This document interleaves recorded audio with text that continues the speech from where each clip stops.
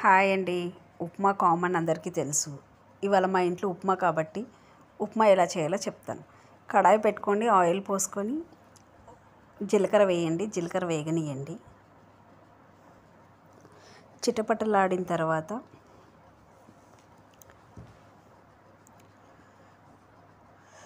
కరివేపాకు, ఎండుమిర్చి, పచ్చిమిర్చి వేయండి. అవి కూడా వేగనివ్వండి.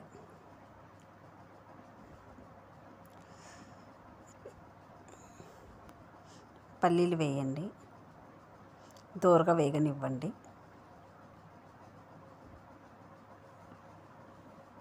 పల్లీలు కొద్దిగా వేగిన తర్వాత శనగపప్పు వేయండి.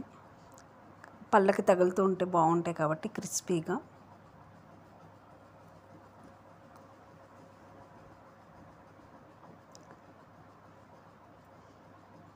యాజ్ యూజువల్ కొద్దిగా ఫ్రై చేయండి, బ్రౌన్ కలర్ వచ్చేంత వరకు. మీకు తెలుసు కాబట్టి పల్లీలు వేగేంత వరకు ఫ్రై చేయండి.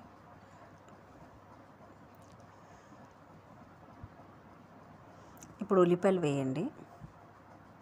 సన్నగా తరిగి పెట్టుకున్న ఉల్లిపాయ, ఒక సగం ఉల్లిపాయ అయితే సరిపోతుంది.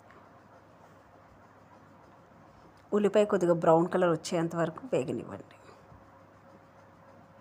తగినంత సాల్ట్ కూడా వేసుకోండి.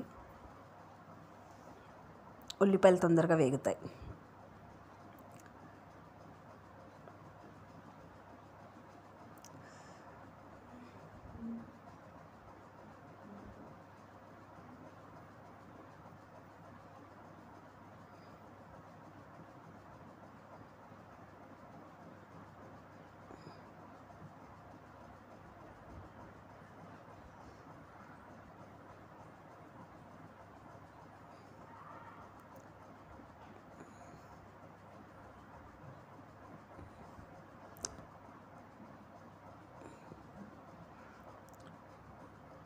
వేగనివ్వండి. ఉప్మా అంటే అందరికీ బోర్ కొడుతుంది. వేడివేడిగా ఏదైనా తినాలి అనిపించినప్పుడు ఉప్మా చేసుకోండి. కొద్దిగా ఫ్రై చేయండి, అలాగే వేగనివ్వండి.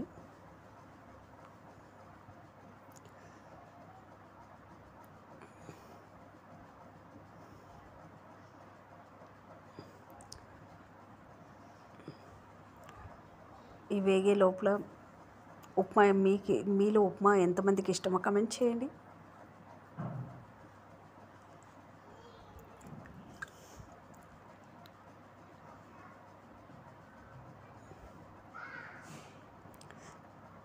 వేగిన తర్వాత నేను నేతిలో వేయించి పెట్టుకున్న ఉప్మా రవ్వ అండి అది. కొద్దిగా నెయ్యి వేసి వేయించి పక్కకు పెట్టుకోండి.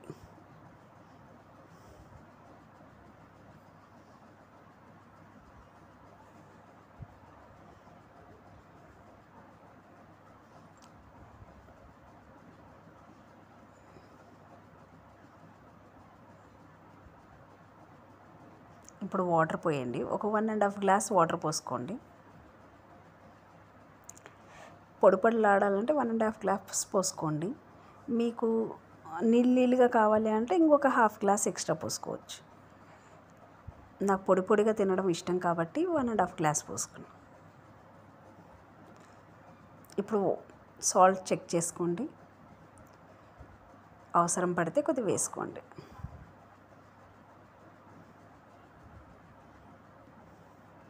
వాటర్ని బాగా మరగనివ్వండి. వాటర్ బాగా మరిగితేనే ఉప్మాకి టేస్ట్.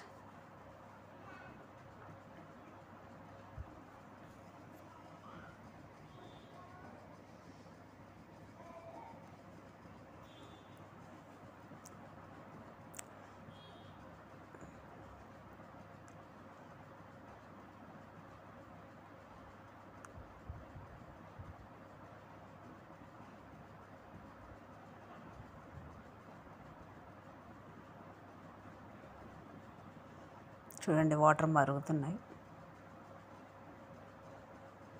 ఇప్పుడు ఈ స్టేజ్లో ఉప్మా రవ్వ వేసి మిక్స్ చేయండి. మిక్స్ చేస్తూనే ఉండండి, ఎందుకంటే ఉండలు కడతాయి ఉప్మా.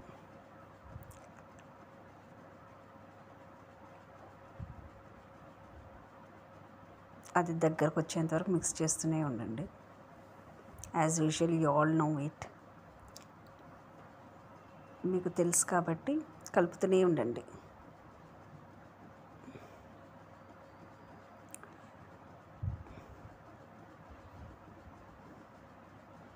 ఉప్మా దగ్గర పడేంత వరకు కలుపుతూనే ఉండండి. వదిలేస్తే ఉండలు కట్టేస్తాయి అందుకని.